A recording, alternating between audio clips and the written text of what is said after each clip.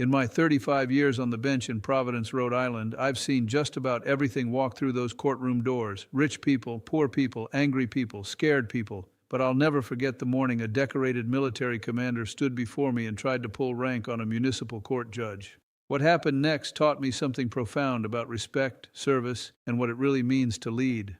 If this story touches your heart, I need you to subscribe right now, because what unfolded in my courtroom that day is something I think about often, and it changed the way I see authority forever. It was a Tuesday morning, cold for Providence even in November. I remember because my arthritis was acting up, reminding me I'm not as young as I used to be. Inspector Quinn brought me my coffee before court started, just like he's done for 20 years, and we chatted about his granddaughter's soccer game. These little moments, these connections with people, they matter to me. They remind me that we're all just human beings trying to get through life with some dignity intact. I settled into my chair, looked at the docket, and there it was. Commander James Mitchell, parking violation, expired meter downtown, $40 fine, simple case, or so I thought.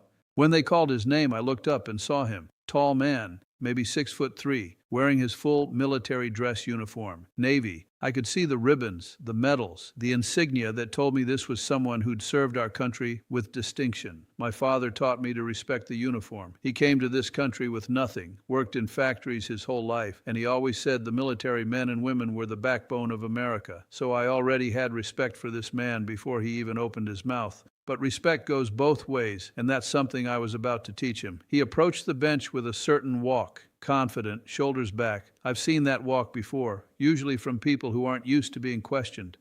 I smiled at him the way I smile at everyone who comes before me, with warmth, with openness. "Good morning, Commander Mitchell," I said. "I see you're here about a parking ticket. Can you tell me what happened?" He didn't return my smile. Instead, he stood there ramrod straight and said something that made the whole courtroom go quiet. "Your Honor, with all due respect, I don't believe I should be here. I was attending an emergency briefing at the Naval War College. I'm a commander in the United States Navy. I protect this country. I think a $40 parking ticket is beneath my concern and, frankly, beneath this court's concern given my service record and security clearance level." I felt something shift in my chest. Let me tell you something, my friends.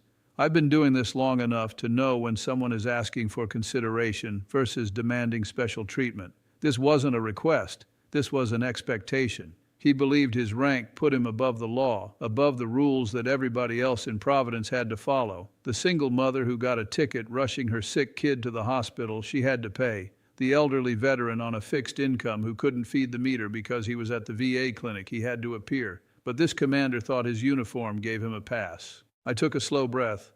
My father's voice echoed in my head.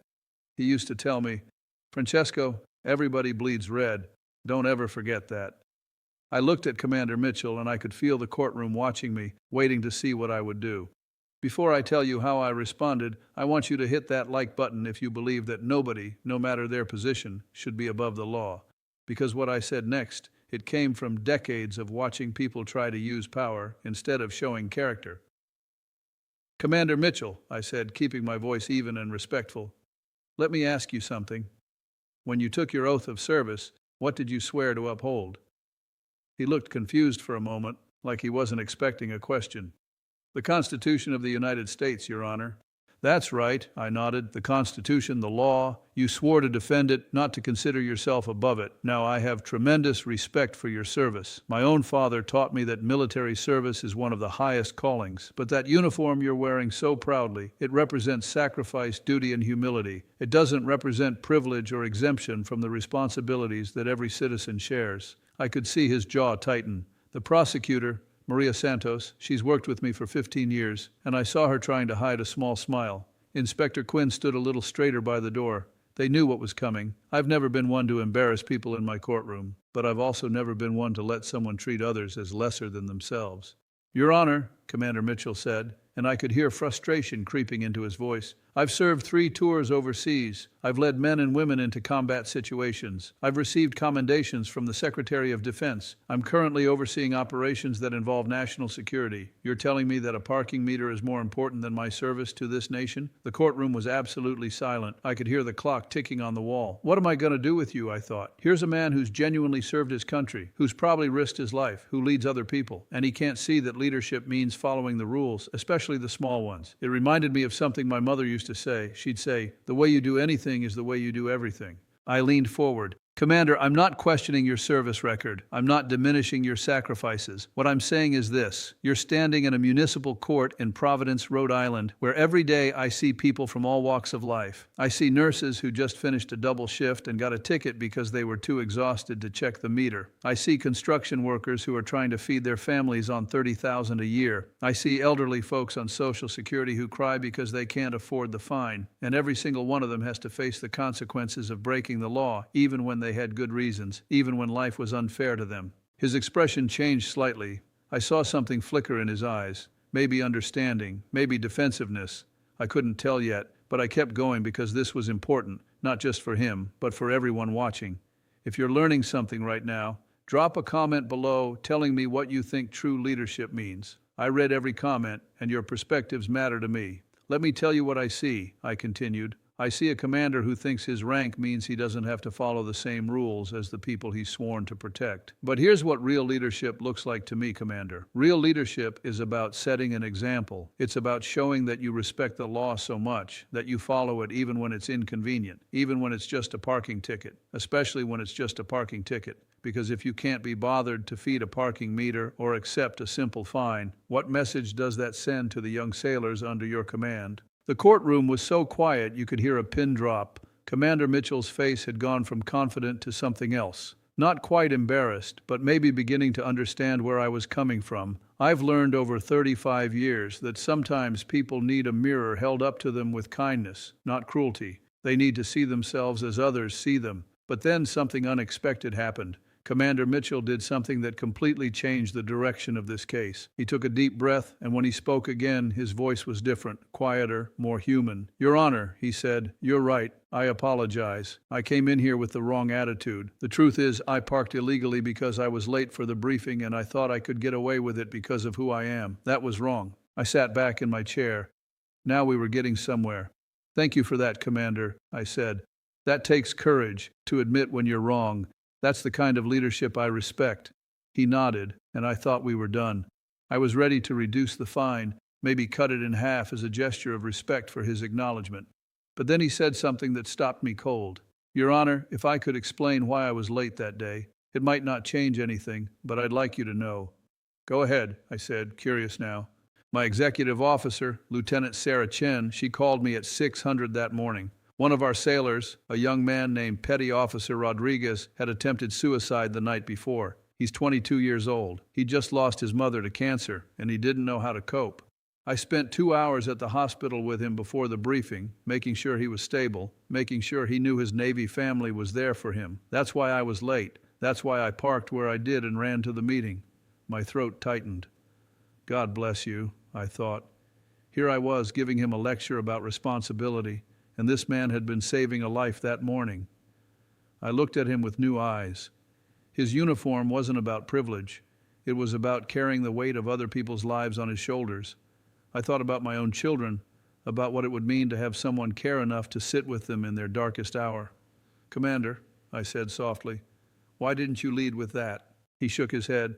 "Because it's not an excuse, Your Honor. I still parked illegally. I still broke the law. What you said about setting an example, you're absolutely right. I tell my sailors all the time that integrity means doing the right thing even when no one is watching. I failed that test when I parked at that meter and walked away. I had to pause for a moment. This is what makes my job so difficult and so beautiful at the same time. Here was a man who came in with arrogance, got called out for it, acknowledged his error, and then revealed a depth of character that humbled me.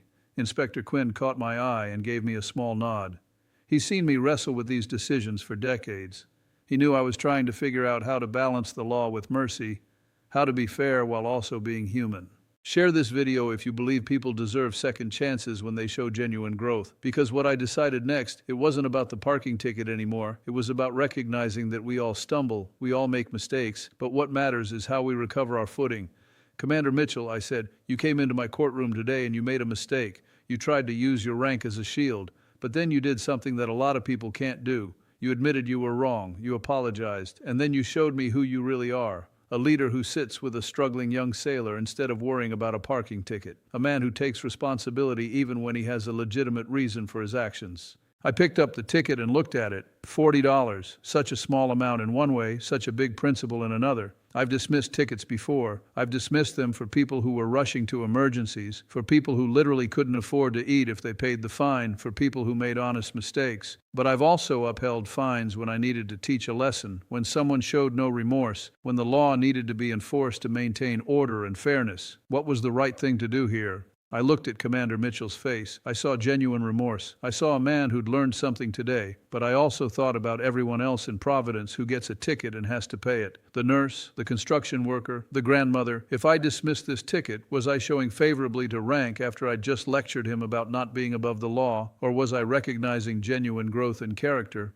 Here's what I'm going to do, I said finally. I'm not going to dismiss this ticket, Commander. You broke the law, and as you correctly said, that was your choice regardless of the circumstances. The fine is $40, and I'm going to uphold it. I saw him nod, accepting the decision with grace, but I wasn't finished. However, I continued, I'm going to make you an offer. If you bring me proof that Petty Officer Rodriguez has gotten the help he needs, if you show me that he's connected with mental health services and has a support system in place, then I'll personally pay this $40 fine myself. Not because you deserve special treatment, but because I want to honor the kind of leadership you showed that morning. You stayed with someone who needed you. That matters more to me than parking regulations. The courtroom erupted in applause. I had to gavel them down, but I was smiling. Commander Mitchell looked stunned. His eyes were actually glistening, and I saw him swallow hard. Your Honor, he said, his voice thick with emotion, I don't know what to say. Say you'll keep being that kind of leader, I told him. Say you'll remember that real authority comes from service, not from rank. Say you'll teach those young sailors that humility and strength go hand in hand. That's what I want from you, Commander.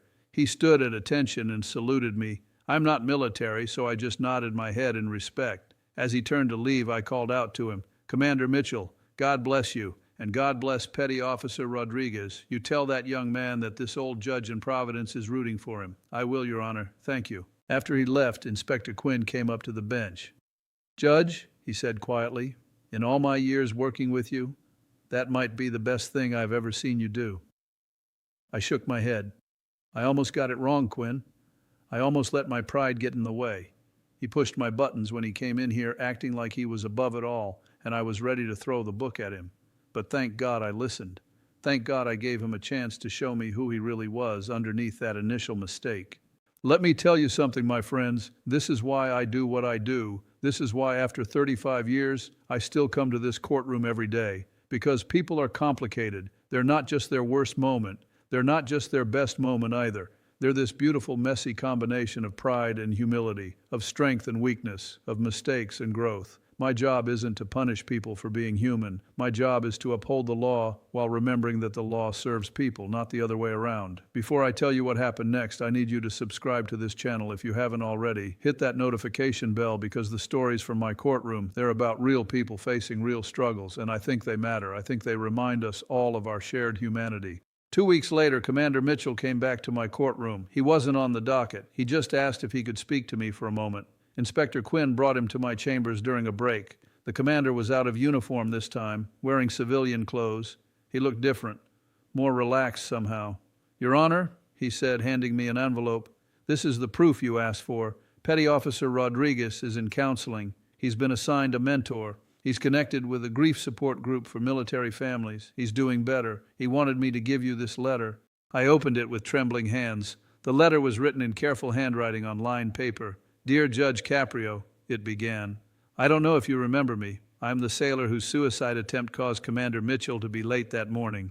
I didn't know anything about the parking ticket or what happened in your courtroom until the commander told me. I want you to know that he saved my life that day, not just by sitting with me in the hospital, but by showing me what it means to care about someone, even when it's inconvenient. When he told me what you said in court about honoring the kind of leadership he showed, it made me cry. It made me feel like my life mattered, like my pain mattered. I'm writing to say thank you. Thank you for seeing the good in him, and thank you for seeing the good in me, even though you've never met me. I'm going to be okay, I promise. Respectfully, Petty Officer Miguel Rodriguez. I had to take off my glasses and wipe my eyes. I'm not ashamed to say I cried right there in my chambers. Commander Mitchell's voice was gentle when he spoke. Your Honor, you taught me something that day. You taught me that real authority isn't about demanding respect. It's about earning it through character. I went back to my unit and I gathered all my sailors and I told them what happened. I told them how I came into your courtroom with arrogance and left with humility. I told them that a municipal court judge in Providence, Rhode Island, gave me the most important leadership lesson I've learned in 20 years of service. I stood up and shook his hand. Commander, I was wrong about one thing that day. I said I'd pay your fine if you brought me this proof, but you know what? You already paid it, didn't you? He smiled. Yes, sir, I paid it the day of the hearing, because you were right. I broke the law. The circumstances don't change that. But what does change is how I think about leadership now, how I think about service.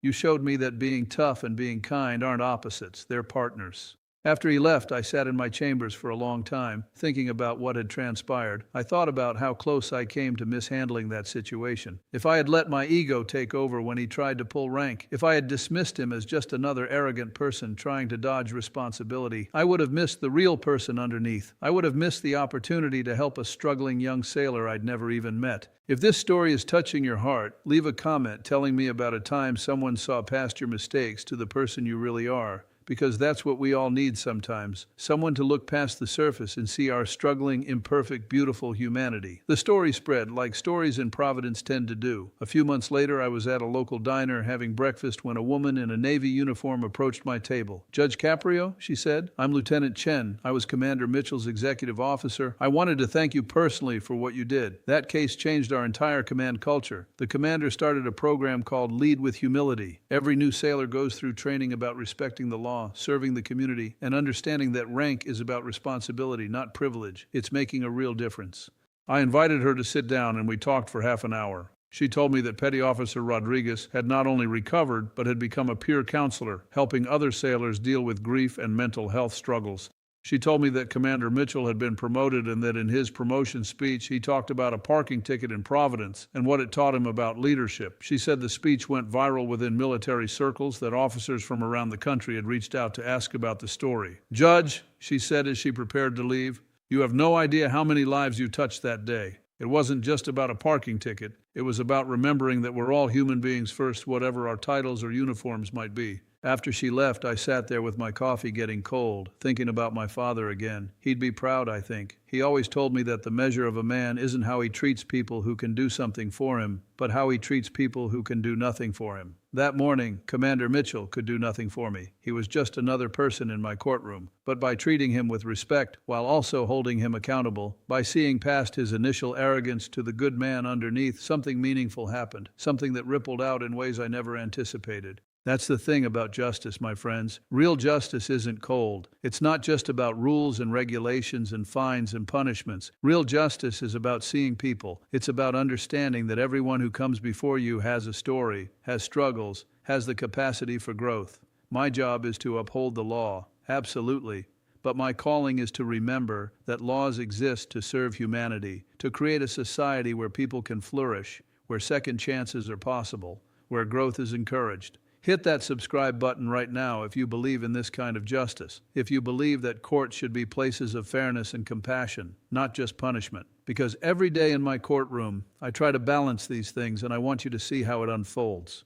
I've been doing this for 35 years now. I've presided over thousands of cases. I've seen the best and worst of human nature. I've seen people lie, cheat, and manipulate. I've also seen incredible courage, honesty, and redemption. The case of Commander Mitchell stands out because it reminds me that first impressions aren't always complete impressions. That day, he came in as one person and left as another. Or maybe he came in showing one part of himself, and I was able to help him remember the better part that was always there.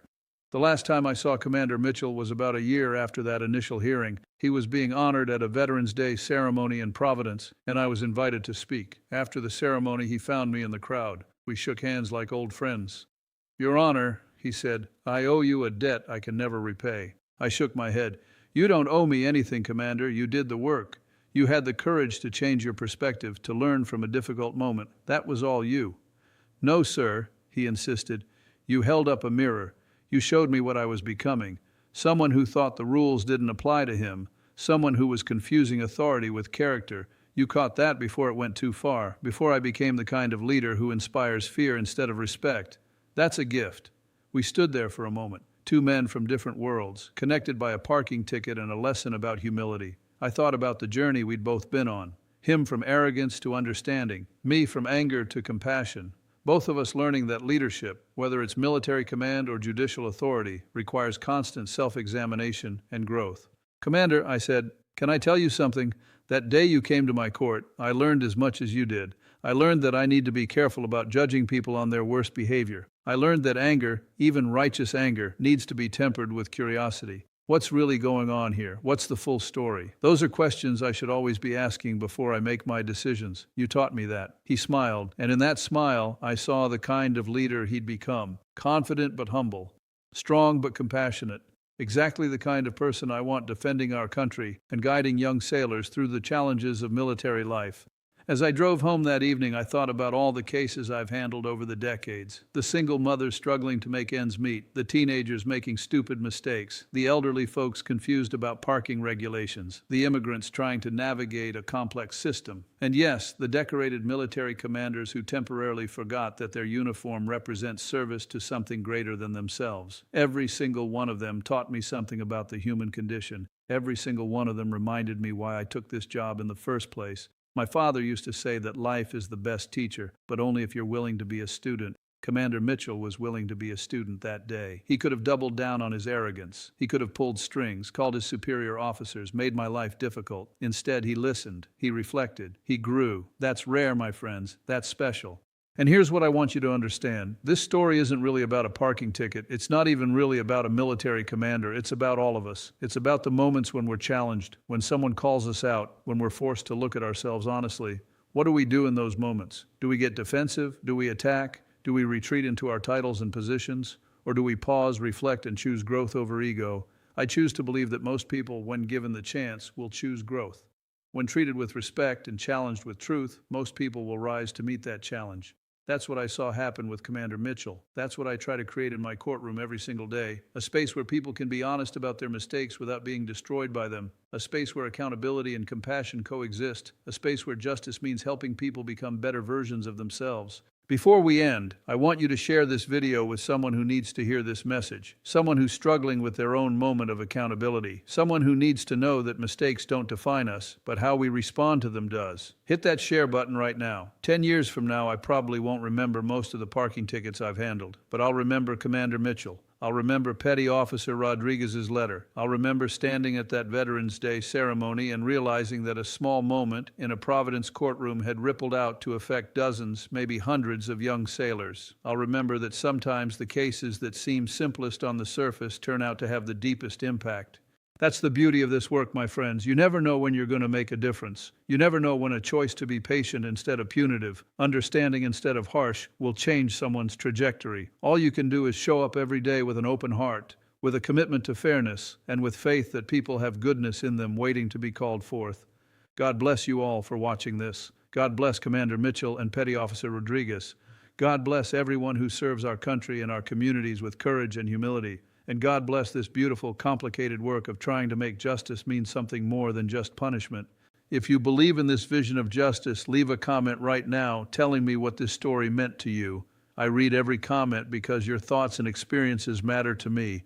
We're all in this together, trying to figure out how to be better people, how to build better communities, how to create a world where authority serves humanity instead of dominating it. Subscribe to see more stories from my courtroom in Providence. Every week I share cases that remind us of our shared humanity, that challenge us to think differently about justice and mercy, that prove that even in our polarized, complicated world, connection and growth are still possible. Hit that notification bell so you never miss these stories. Take care of yourself. Be kind to others. Remember that we all stumble, but we can all rise again with help and grace. That's the message I want to leave you with today. That's the lesson Commander Mitchell taught me, even as I was trying to teach him. What am I going to do with you? That's what I ask people sometimes in my courtroom, half joking, half serious. But the real question is always, what can we do together? How can I help you learn from this moment? How can this mistake become a stepping stone instead of a stumbling block? That's the work. That's the calling. And after 35 years, I'm more committed to it than ever. Until next time, my friends, may your journey be blessed with teachers who challenge you, with opportunities to grow, and with the courage to choose humility over pride. That's what makes us truly great, not the titles we hold, but the character we demonstrate when those titles are tested. God bless you all.